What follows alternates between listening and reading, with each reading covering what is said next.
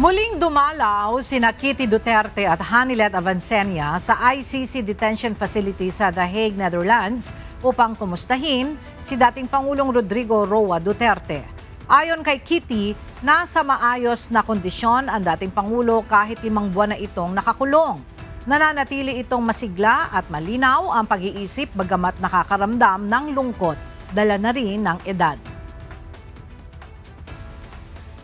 He is okay. He sounded lively and sharp as usual. But of course, his situation is not to be taken lightly because he has said that the loneliness does get to him more intensely and more frequently than he'd like to admit.